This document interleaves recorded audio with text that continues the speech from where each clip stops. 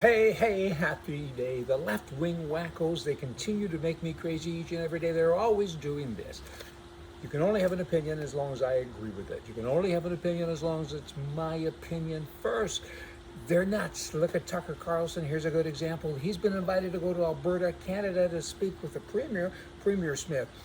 I think it's cool, right? Why not? But all of a sudden, the left-wing crazy people are saying, hey, prime mistake of Canada. Here's a petition. Stop this man from coming into our country. Don't let him across the border. He's going to say hateful things. I hate the hateful. Because you shouldn't hate anybody. We get it. He doesn't. The premier, she's good with it. I mean, the ex-premier, she was premier for one term. She's a communist. Little girl, what's her name?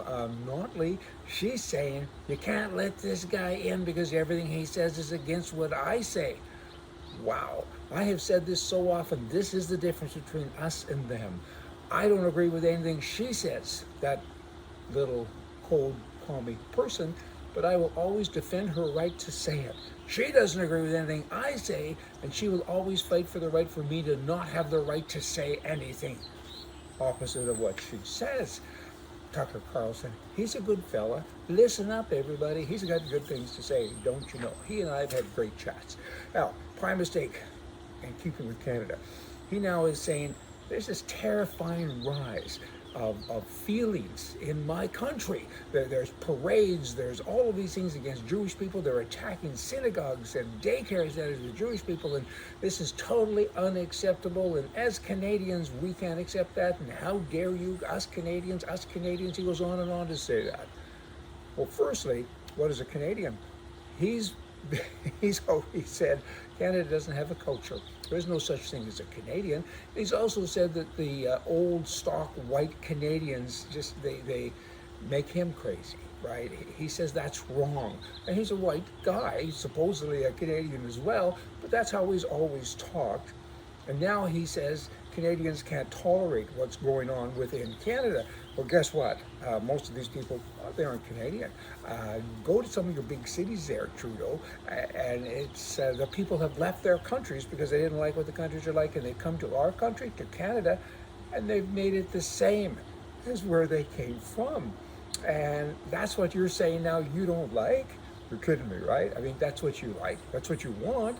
I mean, like, go to Toronto or go to some of these big cities, like it's a third world country. And these are the people, many of them, not all, I get it, but many of them, that are doing these bad things to Jewish people and other people and having all the parades and different things. So, you know, you don't have an understanding of your own country. That'd be you, prime mistake. I mean, look at your cabinet. Look at your people who are elected. Most of them, I don't know about most, certainly many, many of them, they have dual passports. I mean, they're from other countries. You, as the prime mistake of the country, you have two passports. You're a citizen of France and you're a citizen of Canada. I mean, this is bigamy, don't you think? And you go on and talk like you talk? No sense. I mean, if he had a rope in his hand, he wouldn't know if he found a rope or lost a horse. It's incredible. Now, moving forward here, we've got children books that are actually on the market that teach children, and they're in schools as well, that men could actually get pregnant. What they really mean, the crazy left, is that if a woman identifies as a man and starts to act like a man and look like a man, and gets pregnant, then a man is pregnant, which of course is nonsense because biologically it's a woman that just got pregnant. Duh, fascinating fantasy from people, crazy people. I mean, this isn't even a joke anymore. Whoever pushes this concept, whoever buys into it, they should be locked up to protect the public from them. The Republican Party in the US of A, they need a leader. They need a leader badly. Who can that be? I mean, voters are actually excited about Trump. They are, and people overlook that. They don't get it. The press doesn't get it. The people running for office don't get it. And they try all of these new things when, hey guys, step away, stand back. There's a leader already there. He's ready to go. Give him bloody space and leave him alone. Every single guy that goes up against him, I mean, you have to do the autopsy and see kind of what made him work, right? What made him tick. And they're going to lose. Let Trump step in.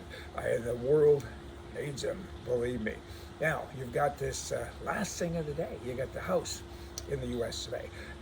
Through this green lady, she kind of fascinates me a little bit. She just had this bill of hers approved that they took the paycheck down to $1 for the Transportation Secretary, Pete blah, blah, blah, blah, blah. And she says, I'm proud to announce that we passed this bill, and he's not fired, but he doesn't get paid anymore. All he does is fly around and talk about how people have sex with other people. He's homosexual, and she goes to lengths to talk about that, and all he does is fly our planes around and take this big salary and go to homosexual events. The prime mistake in Canada, that's what he does. Hundreds and hundreds, dozens and dozens a month, a year, whatever. There's so many, nobody can even count them anymore. Spends most of his time going to homosexual events. What does that tell you? I do have one more piece of paper. I'm gonna save it until tomorrow. Hey, y'all, come back. See ya.